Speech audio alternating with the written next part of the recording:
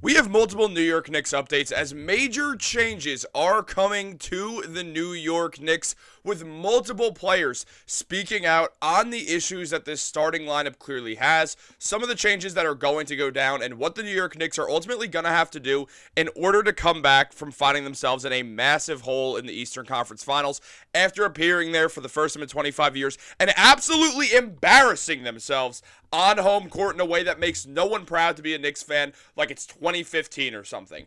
What's up, guys? Welcome back to Knicks Digest. It's Chris here. We're still on the road, but doesn't mean we're going to stop making videos. Guys, if you are enjoying this content and are part of that 72% that's not subscribed to Knicks Digest, make sure to subscribe. We have daily New York Knicks videos wherever I am. I'm still making Knicks videos. Got my travel mic, got my computer set up. But let's jump into it. There's a lot to talk about because, well, the New York Knicks, they really did it this time, man. Look, the Knicks had a disappointing exit in the playoffs last year when the Indiana Pacers beat them in a Game 7 where the Knicks saw every single player on their team get injured, and obviously they would have gotten demolished by the Boston Celtics with Dante DiVincenzo as the only healthy person left on the Knicks. But what we saw last year was fine. We knew we had injuries. This year the Knicks are fully healthy. Everybody's there. Nobody's injured. They make the Eastern Conference Finals. 3 days ago, things were so good. Everyone was so happy. Now it feels like we're zombies out here. Look, the New York Knicks, they dropped both games at home against the Indiana Pacers. We know that. It's something that happened. There's nothing we can do to change it. But it doesn't mean the series is over. However, the way the Knicks are operating right now, if they continue to operate like this, then the series is over. But if they want to go out there, if they want to change the game plan, if they want to make some serious changes to the team, they easily can come back and win this series. Look, I said after Game 1, I think the Knicks are going to win in 5. I'm now looking at Game 2, and I'm a lot less confident the Knicks are going to win this series and ultimately get to the NBA Finals, which, would have felt nice as Knicks fans, but whatever. Look, the Knicks can easily still win this series. You're telling me they can't beat the Pacers 4 times in 5 games? They absolutely can.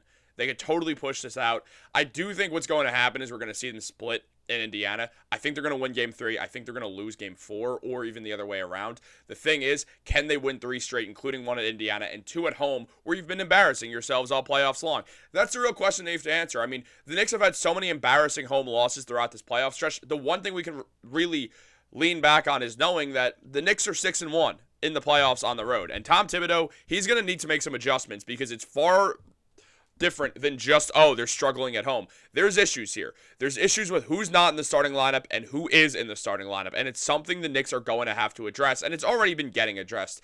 Ian Begley did mention that in the first 2 playoff games, or in the first 2 playoff series, the Knicks starting 5 was outscored by a combined 21 points, but the team executed when it mattered against the Pistons and came back from 20-point deficits twice against the Boston Celtics en route to the Eastern Conference Finals. The Knicks haven't been able to mask the starting 5 issue against the Pacers. Indiana has abused New York's starting 5 in the first 2 games of the series. The Pacers have outscored the lineup by a combined 29 points. The Knicks lost the first 2 games by a combined 8 points. It's clear something needs to change entering Game 3 in Indiana. On top of that, Tom Thibodeau said, we've just got to keep looking at it. Just got to be better. You need to be better, Tom Thibodeau. You do. What do you mean we? Change the starting lineup. There's a guy in there who, when he plays in these games, not in your starting lineup, on your roster, who when he plays against the Pacers, they look so uncomfortable. He's right there. Why is Mitchell Robinson not starting? I don't understand it, guys. I really don't. It makes no sense to me. Look, Mitchell Robinson's been awesome throughout the playoffs, especially against the Celtics, and then also against the Indiana Pacers. We've seen teams not want to drive on Mitch, completely messing up their offense entirely. And then we also saw weird matchups like Josh Hart guarding Pascal Siakam, which we know from last year doesn't work because Siakam's too big. However, Tibbs keeps going back to it. Why? Because he's insane. Because that's the definition of insanity after all. So, obviously, this is not what you want to see, and the New York Knicks lineup situation has been very, very rough thus far. I mean, looking at the most used starting lineup, or most used lineups by the Knicks, in 43 minutes the starting lineup has played, they have a net rating of minus 42.9. That is not what a team in the playoffs does. That's what a team getting, well, not the first overall pick, the Mavericks got that one, but that's Washington Wizards level bad. You look at the lineup that has 1 mere change, or 2, Josh Hart and Towns eat some pine while Mitch and Deuce McBride come in. That one's a good lineup, and I like using that lineup. And I'm not saying bench Karl-Anthony Towns. They absolutely should not bench Karl-Anthony Towns under any circumstances. His offense is important. Karl-Anthony Towns, Cameron Payne, Mikal Bridges, Mitchell Robinson, Deuce McBride. Not a successful starting lineup. But also Jalen Brunson's not there. Also, Cameron Payne has been awful this series. Josh Hart, Mikal, Brunson, Mitch, Deuce. Also great when you just replace Mikal for OG. Or Josh Hart. Doesn't matter. All of it works. We've seen all these lineups work with Mitch. Some work with Karl-Anthony Towns as well. I understand that right now the stats do not benefit Towns, but also you can't go away from his offense. And if you just play Jalen Brunson, Mikal Bridges, OG, Cat, Mitch, you really have a much better lineup. It's more well-rounded. And yeah, you don't have shooting, but you don't have shooting from Josh Hart anyway. What are we going to sit here and pretend like Josh Hart's been some sniper all playoffs long? He is not. He's been good from three, but he's not shooting enough. We saw the Indiana Pacers run through the Knicks because there wasn't rim protection to stop Pascal Siakam when he rolled off. In turn, he was getting end ones out the wazoo. If you put in Mitchell Robinson, that changes. Mitch did have a problem of going off Miles Turner too much, but the Knicks can switch that around. I mean, even as simply as just having Mitch guard Pascal Siakam, you can work with that. I understand Mitch isn't a perimeter defender. So what? Try it. Just try. Do something different, please. Mitch isn't good against Turner because he helps off. Mitch shouldn't have to guard Turner because Mitch likes to help off. I'd rather Pascal shoot those threes than Turner. And I understand that Turner went 1 for 4 and Pascal went 3 for 5. Pascal's not always going to shoot like that. So have Mitch guard Siakam. That makes way more sense to me than anything the Knicks are doing. They burned a game where Tyrese Halliburton did not score at all. So that's really frustrating to watch. Meanwhile, this New York Knicks team, first of all, I don't know why Cameron Payne's 9 minutes, half of them came in the fourth quarter. That was insane work by Tom. But you look at the lineup, OG has to shoot the ball more. They have to work with him to get the ball more.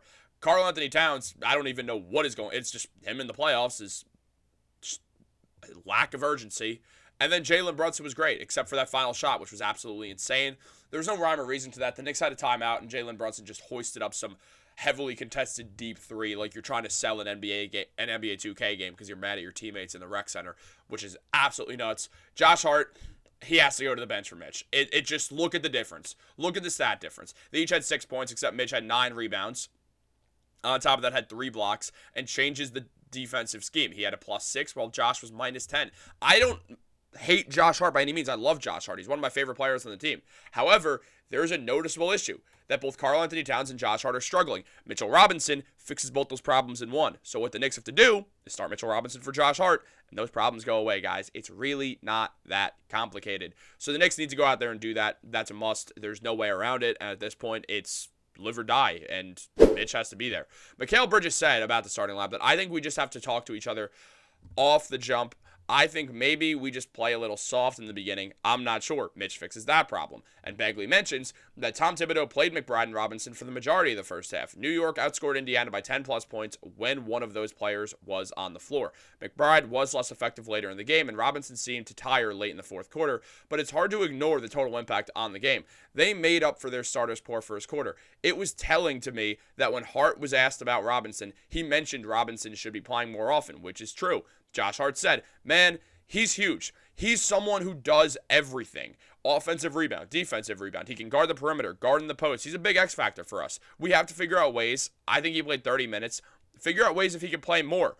We're great with him on. We all got to be willing to sacrifice for the betterment of the team. One of the reasons why I love Josh Hart. Tibbs, Josh Hart just asked to be benched for Mitchell Robinson. Read between the lines. Josh Hart just said, I'm willing to make sacrifices for the betterment of the team. That is starting Mitchell Robinson over Josh Hart. It is not rocket science. It's a simple coaching move that has to happen, or we're going to lose to the Pacers for the 10,000th. Just start Mitch over Josh Hart. It's not that complicated. It's really not. And if Josh is willing to do it like he just said, it's insane. I know my mic's popping a lot, guys. I'm sorry. I don't remember how to. I used to use this mic all the time for Knicks Digest. I have to relearn how to use it.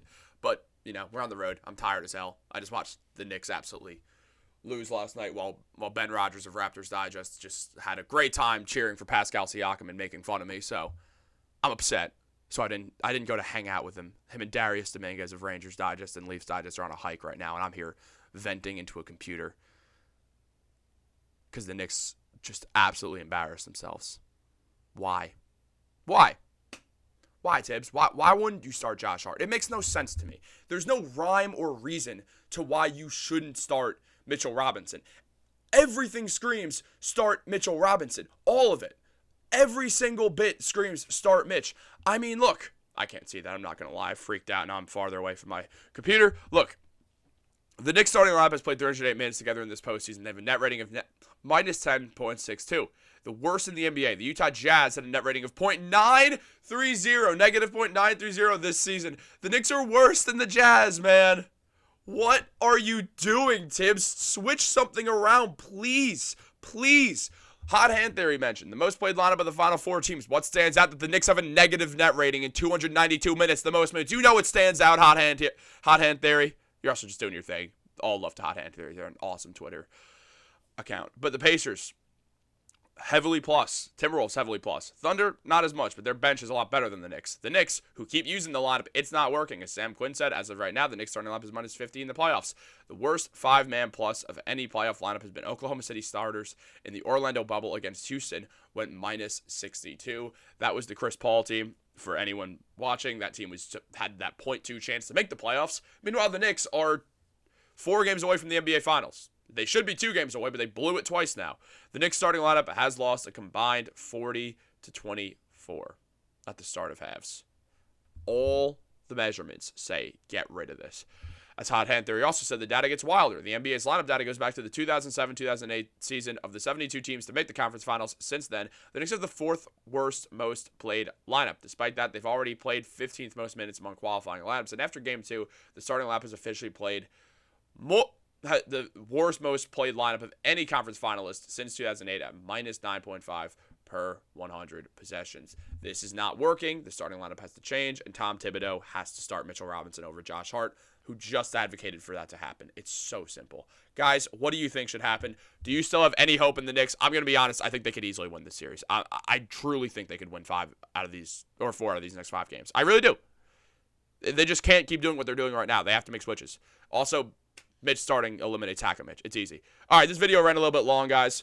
So make sure to like, subscribe, turn on post notifications. We are so close to 15,000 subscribers. Just 16 away, 14 away, whatever it is. Tell your friends, tell your mom, tell your dad, tell your grandparents, tell your great-grandparents, tell your great-great-great dead relatives too. Be like, hey, I know you died back in 1765, but can you please come back just to subscribe to Knicks Digest? That'd be really cool of you if you did that. Also, if you could revive people, that'd be sick. So make sure to subscribe to Knicks Digest. Maybe people will get revived. Have a great day, and go Knicks. We're still winning this.